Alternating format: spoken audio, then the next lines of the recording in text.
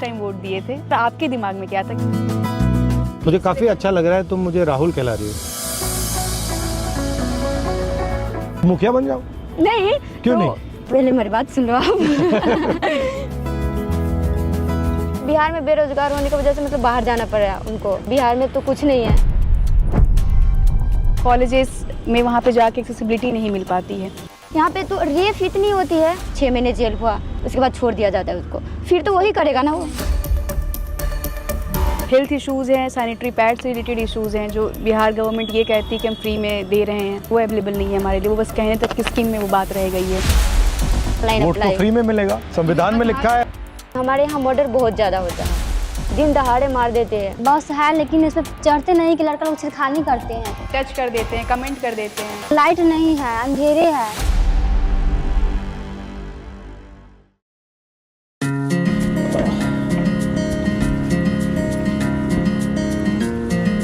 बताओ क्या हो रहा है? हम एक्चुअली ना राहुल, हमारी बातचीत इस बार के इलेक्शन में हम फर्स्ट टाइम जो हमारे साथ ही हम फर्स्ट टाइम वोटर्स हैं, और हम यहाँ पे हमारी जो इस इलेक्शन से इस बार की जो हमारी फर्स्ट वोट है उससे जो हमारी एक्सपेक्टेशंस है, हमारी जो उम्मीदें हैं, जैसे basically education, safety, job, equal rights, हम उससे रिलेटेड यहाँ पे आपसे बातचीत करना चाहते हैं। बताओ कैसा लग रहा है? फर्स्ट टाइम वोटर हो? Very much excited sir. हाँ, वेरी मच एक्साइटेड। अच्छा, तो आपका प्लान क्या है वोट छोड़कर? पढ़ाई क्या हो रही है, कैसी चल रही है? पढ़ाई तो ख़त्म ही हो गई है। खत्म हो गई। जैसे कि 10th पास करके मेरे घर से मतलब कॉलेज बहुत दूर है। अच्छा। मतलब वहाँ तक मैं जा नहीं पाती हूँ, और मम्मी पापा भी घर से अलाउड नहीं करते इस वजह से कि हमारे यहाँ मर्डर बहुत ज़्यादा होता है, दिन दहाड़े मार देते हैं। लड़का जब सेफ नहीं है तो हम लोग कैसे सेफ रहेंगे? इस वजह से मेरी मम्मी पापा मतलब। बट आप जाना चाहती थी यूनिवर्सिटी या नहीं? जाना चाहती थी, लेकिन इस डर के वजह से नहीं जाती थी। तो आपको डर लगता है बाहर जाने से? बहुत डर लगता है। आप सबको लगता है डर बाहर जाने से? डर तो सबको लगता है ना, बसेस में, ट्रेन्स में, एवरीवेयर लोग तंग करते हैं आपको? कॉलेजेस बहुत सारे लोग तंग करते हैं। कैसे क्या करते हैं? पासिंग बाय आवर साइड और वो टच कर देते हैं, कमेंट कर देते हैं, और मतलब वो कुछ घूरते हैं, कुछ खराब एक्शंस कर देते हैं, कुछ कमेंट पास कर देते हैं। तो सबके साथ होता है? बहुत जैसे कि तो आप बाहर जाते हैं तो आप अनकंफर्टेबल रहती हैं? हाँ, मतलब कंफर्टेबली आप कहीं नहीं जा सकते? नहीं जा सकते। आप बिहार के बाहर गई हैं? बिहार के बाहर मतलब कब गई? कहाँ गई आप? मैं बनारस BHU में पढ़ाई कर रही हूँ। अच्छा, ठीक है। एक बार मैं पंजाब गई थी, वहाँ पे मतलब मुझे मतलब भाई के साथ जाना पड़ा, तो मैं गई थी। तो वहाँ पे क्या भाई वहाँ काम करता है? हाँ, भाई वहाँ काम करता है। मेरे हस्बैंड भी मैरिज हूँ। हाँ। तो मेरे हस्बैंड भी वहाँ पे काम क्या करते हैं? राइस मिल के सुपरवाइजर है। अच्छा, हस्बैंड और भाई दोनों? हाँ, भाई दोनों राइस मिल में काम करते हैं। हाँ, क्योंकि मतलब बिहार में बेरोजगार होने की वजह से मतलब बाहर जाना पड़ रहा उनको। मतलब पंजाब में बहुत सारी कंपनीज है और बिहार में तो कुछ नहीं है। यहाँ पे नहीं है। यहाँ पे कंपनीज क्यों नहीं आती? क्या लगता है आपको, कारण क्या है इसका? कारण क्या कि सरकार नहीं देती है ना राहुल। हमारे लिए एक बहुत बड़ी इशू हेल्थ के सेक्टर में भी है लड़कियों के लिए, जो कि इस काफी इलेक्शन अच्छा लग रहा है, तुम मुझे राहुल कहला रही हो। अच्छा लग रहा है। तो हमारे लिए सबसे बड़ा एक मेजर इशू है जो हम गवर्नमेंट से एक्सपेक्ट करेंगे, जो गवर्नमेंट आए, कि हम हमारे हेल्थ सेक्टर में काम हो। काफ़ी चीज़ें हैं जो एज अ विमेन हम फेस करते हैं, जिसकी वजह से हमारे स्कूल कॉलेजेस भी छूट जाते हैं। पब्लिक वॉशरूम्स या वॉशरूम जो स्कूल कॉलेजेस में हैं वो साफ़ नहीं होते, वहाँ अवेलेबल नहीं होते हैं। बाहर निकलते हैं तो पब्लिक वॉशरूम नहीं होते हैं। जैसे हमारी वो साथी हैं, वो पैदल जाती हैं कॉलेज, और उनको फैसिलिटीज़ नहीं है उनके पास। बताइए। शर्माना नहीं है। मैं 3 किलोमीटर दूर पैदल चलकर मैं कॉलेज जाती हूँ, और रोड पे कोई सुविधा नहीं है। बस है लेकिन इस पर चढ़ते नहीं कि लड़का लोग छिड़खानी करते हैं, और रोड पे टॉयलेट नहीं है कि इसमें मैं जा सकूँ। ये रोड पे लाइट नहीं है, अंधेरे है, और पुलिस की गाड़ी उड़ी नहीं मैं देखती हूँ कि उसको मैं अपना दुख जो बता सकूँ कि ऐसे हो रहा है। मैं इसीलिए चाहती हूँ कि ये सारी हमको रोड पे बॉल चाहिए, लड़की लोग के लिए गाड़ी फ्री बस चाहिए कि लड़की लोग जा सके, आ सके, पढ़ सके, और टॉयलेट चाहिए हमको रोड साइड में कि कोई भी लड़की आए तो दिक्कत उसको नहीं हो जा सके। मैं उसी को वोट दूंगी कि हमको सारे समस्या को हल करें। मतलब मेजर इश्यूज जो है कि मतलब एटलीस्ट पब्लिक वॉशरूम तो हम एक्सेस कर सके। For main it's very easy कि वो कहीं भी उनके लिए हो जाती है, बट हम एज एन फीमेल ये फेस करते हैं ना कि हम कहीं जा रहे, कुछ बहुत इमरजेंसी है, we are searching for somewhere कि कुछ होटल्स कुछ मिल जाए, जो कि वहाँ भी बेसिकली बड़े होटल्स अलाउड नहीं करते। हम उस सिचुएशन में बहुत बुरे फंस जाते हैं। अगर कभी हमें पीरियड्स आ रहे हैं, इन रास्ते अगर हो जाता है, हम परेशान हो जाते हैं, हमें भाग के घर आना पड़ता है। बहुत तरह की ऐसी दिक्कतें हो रही हैं जो, और एजुकेशन सेक्टर में सबसे बड़ा तो हमारे लिए इशू यही है ना कि हमें कॉलेजेस में वहाँ पे जाके एक्सेसिबिलिटी नहीं मिल पाती है। हेल्थ इश्यूज़ हैं, सैनिटरी पैड से रिलेटेड इश्यूज़ हैं जो बिहार गवर्नमेंट ये कहती है कि हम फ्री में दे रहे हैं, या फिर कुछ चार्ज बहुत मिनिमम प्राइस में, वो अवेलेबल नहीं है हमारे लिए। वो बस कहने तक की स्कीम में वो बात रह गई है।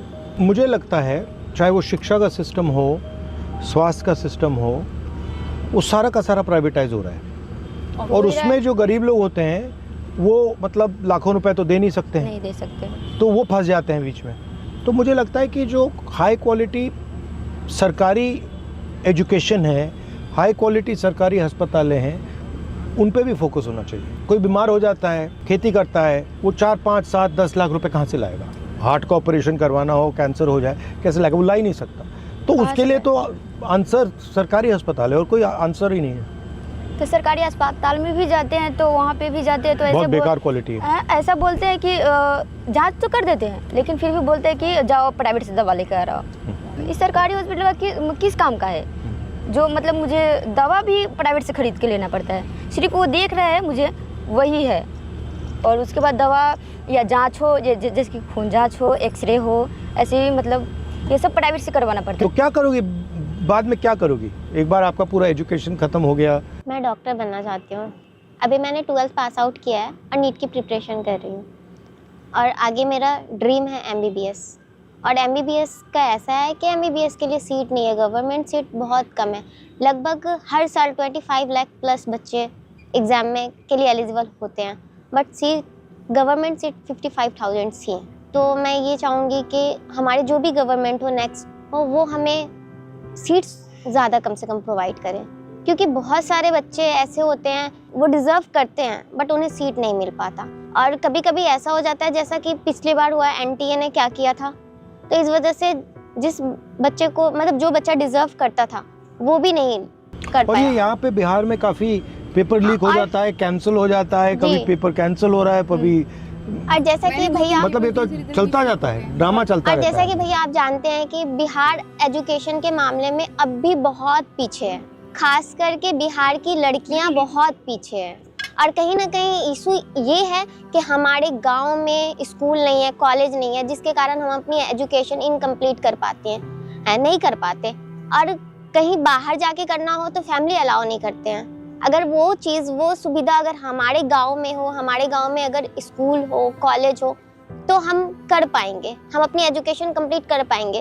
कहीं ना कहीं हमें वो उम्मीद होती है, चाहत होती है कि हम कुछ करें, पर वो फैसिलिटीज़ नहीं मिल पाती है जो कि गवर्नमेंट को प्रोवाइड करनी चाहिए थी, जिस वजह से हम अपनी एजुकेशन इनकम्प्लीट करके छोड़ देते हैं। जो मतलब थोड़ा अमीर है वो तो अपने बच्चे को प्राइवेट में भेजते हैं, सरकारी बनी किस लिए, मतलब उसमें तो हम सब लोग जाते पढ़ने ना, तो अमीर लोग प्राइवेट स्कूल में पढ़ाते हैं अपने बच्चे को, और जो गरीब लोग हैं वो जाते हैं सरकारी में। कैसे पास होगा? तो आप देखते हो कि भाई ये अमीर लोग हैं, इनको सब कुछ मिल रहा है, हाँ, सब कुछ मिल और रहा है। आपको अपॉर्चुनिटीज नहीं मिल रही हैं, तो आपको क्या लगता है, मतलब आपको खराब लगता है या आप इसको एक्सेप्ट कर लेती हैं, क्या है? बहुत खराब लगता है, मतलब बट आप एक्सेप्ट कर लेती हैं, मान लेती हैं इस बात को, एक्सेप्ट कर लेती हैं, मानना हाँ ही ठीक पड़ता है। है, क्योंकि मतलब कोई सुनने ही नहीं आता है। जैसे कि आप मतलब मुझे तो ऐसा लग रहा है कि मतलब आप इतने बड़ा होकर मुझसे मिलने आए, और मैं भी आपसे मिलने आई। मेरे गांव का मुखिया जो है वो तो मेरी बात सुनते ही नहीं है, वो बोलते हैं क्या है, जाओ यहाँ से, क्या करने आई हो, तुम घर में रहो, घर में रहो, यही बोलती है।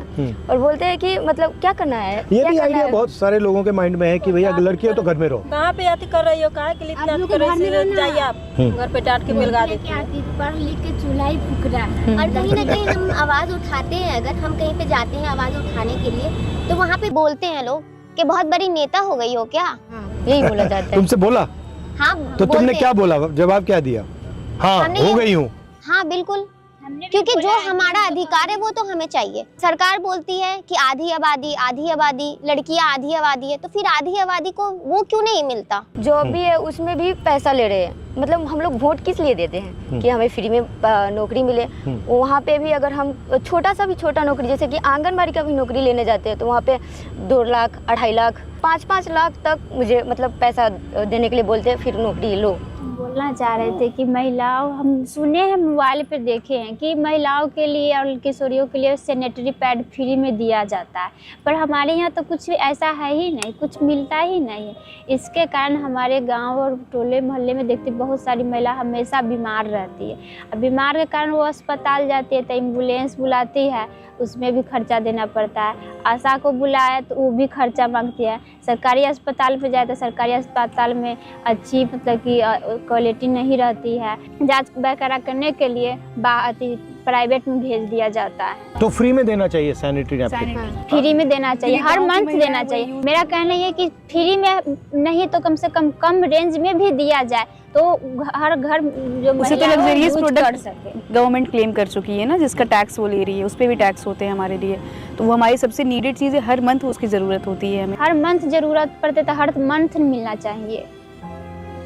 हम भी पॉइंट है, इन्होंने ही हमसे शेयर करा था, हम जब बातचीत कर रहे थे आपस में। आप पहले नहीं मिली हो, यहीं मिली हो? हाँ, तो इनकी वोटर आईडी ना इन्होंने अप्लाई करी थी 2 साल पहले। मतलब इनको अब जाके वो इशू हो रहा है, जब इन्होंने ऑनलाइन थोड़ा जानकारी ली तब इनसे वो जो वोटर आईडी जो फ्री में होता है, जो हम लोग ऑनलाइन फ्री में करवा लेते हैं, इनसे 2000-3000 चार्ज कर रहे थे। क्यों?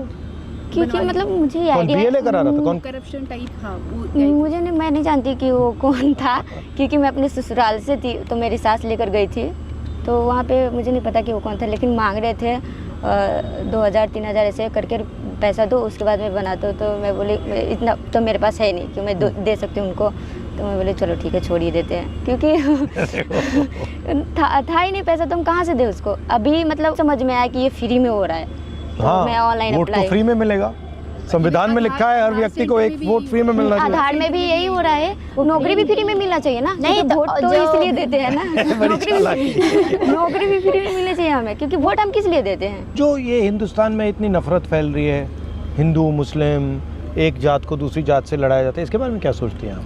आप चीज़ों में लड़ेंगे, आप बटेंगे, फिर आपके लिए वो एक नैरेटिव क्रिएट की जा रही है कि हम हिंदू हैं तो हमारे लिए ये है, हम मुस्लिम हैं तो ये हमारे दुश्मन हैं, हम इनके अगेंस्ट रहेंगे, जो गवर्नमेंट ऐसे करेगी, हिंदुओं की जो पूजा कर रही है हम उनको वोट देंगे। It's all about the narrative. जो अभी जो वोट चोरी वाला भी जो है वो क्या है, मतलब SIR, इट्स समथिंग कि दलित पिछड़े सबको हटा रहे हैं, क्योंकि वो जानते हैं वो अपने हक के लिए जिसको वोट देंगे वो उनको नुकसान करेगा, तो वो सारे उन नामों को काट रहे हैं। 65 लाख लोग काट दिए उन्होंने, तो वो उसी लिए बड़ी सीरियस चीज़ है ये कि वो सारे वो दलित पिछड़ों को हटा दिया जा रहा है, जो अपने जिनको रोजगार चाहिए, जो गरीब लोग हैं उनके नाम कट रहे हैं। मतलब जाति धर्म के नाम पे लड़ाया इससे जा रहा है कि हमारे अंदर से हमारी एकता जो है वो खत्म हो जाए। वोटर लिस्ट में से तो एकता से कौन डरता है, क्यों डरते हैं? एकता से क्या हो जाएगा? अगर आप हिंदू मुसलमान सब एक हो जाएंगे तो फिर क्या होगा? हम लोग अगर एक हो जाएंगे तो हम लोग जो चाहेंगे वो हो सकता है। अच्छा, आप किसी से नफरत करती हो? नहीं। आप करती हो? आप करती हो? आप मैं करती हूँ। किससे करती हो? मैं नीतीश कुमार से करती हूँ नफरत। नफरत करती हो? हाँ, बहुत नफरत करती हूँ, क्योंकि मतलब नफरत तो बहुत बड़ी चीज़ है। हाँ, इसलिए नफरत करती हूँ कि मेरे यहाँ दिन दहाड़े मर्डर होती है और उस पर कोई एक्शन नहीं लेते। मैं अपने आँख से देखती हूँ, सीधा बीच बाच ही फाड़ दिया जा रहा है। यहाँ पे तो रेप इतनी होती है, रेप में भी मतलब कोई केसेस मतलब ले लेते हैं, लेकिन उस पर कोई मतलब कार्रवाई नहीं। जैसे कि मतलब 6 महीने जेल हुआ, साल भर जेल हुई, उसके बाद छोड़ दिया जाता है उसको, फिर तो वही करेगा ना वो, फिर मतलब कोई अच्छी नहीं होता है, छोड़ देता है ना, फिर उसका भी कोई अच्छी होना चाहिए ना, सजा होना चाहिए। और नफरत आपको नहीं होनी चाहिए, गुस्सा हो सकता है, हाँ, गुस्सा, इरिटेशन हो सकती है कि यहाँ ये ठीक नहीं, नफरत क्योंकि उन्होंने जो नफरत इसलिए होना मतलब ऐसा नफरत से आप अंधी हो जाओगी। क्यों नहीं करते हैं वो, मतलब अगर वो अगर करे, मतलब कार्रवाई करे, तुम करो। कैसे करूँ, क्योंकि सुनता ही नहीं है ना। अब सुनाओ, पुलिस कौन सुने आएगा? जैसे आप सुन रहे हो, अब मैं सुन रहा हूँ, सुना दिया तुमने मुझे। आप सुन रहे हो, क्योंकि जैसे कि मतलब अपने मैं बोली थी ना कि मतलब अपने गांव के मुखिया के भी जाके बोलती हूँ ऐसा कि तो मुखिया बन जाओ। नहीं, क्यों तो नहीं? वो मतलब पहले मेरी बात सुन लो आप। वो बोल रहे हैं कि मैं जाती हूँ उनके पास, मतलब कुछ भी शिकायत करने, तो तुम नेता हो क्या, निकलो यहाँ से, क्या करने आई हो, हम लोगों के बीच में क्या करने आई हो, क्या काम है, निकलो ना। नहीं वो आदत ऐसे कर देते बात हैं। सुनता है ना वो मुखिया, बात मतलब सुनता मेरे है, गांव कोई का आदमी मुखिया नहीं हो गया, बात जो सुनता मुझे जानता है मैं उनको जानती हूँ, वो ऐसा बोल रहा है, तो दूसरा ने तो क्या ही सुनेंगे। और मुझे तो तो तुम्हें ये मुखिया बन जाना चाहिए। इस बात से खुशी हो तुम रही है मुझसे कि कहो अब मैं मुखिया बनूंगी, मुझे तो इस अब बात से मैं नेता हूँ, अब मैं तुम्हें हराऊंगी। मुझे तो इस बात से खुशी हो रही है कि मतलब इतने बड़े नेता जो मुझे सुनने आए। राहुल, एक क्वेश्चन थी हाँ, बताओ। कि हम सब तो फर्स्ट वोटर्स हैं, तो ये हमारी जो थी कि हम मतलब हम किस बेसिस पे वोट करेंगे, हमारी डिमांड्स क्या होंगी, ये सारी चीज़ें हमने आपसे शेयर करी। आप जब फर्स्ट टाइम वोट दिए थे, आप कब दिए थे और आपके दिमाग में क्या था कि आपको अपना वोट क्यों डालना है? मैंने तो कांग्रेस को वोट दिया। वो तो मेरे लिए लॉजिकल था। नहीं, बट बताता हूँ व्हाई।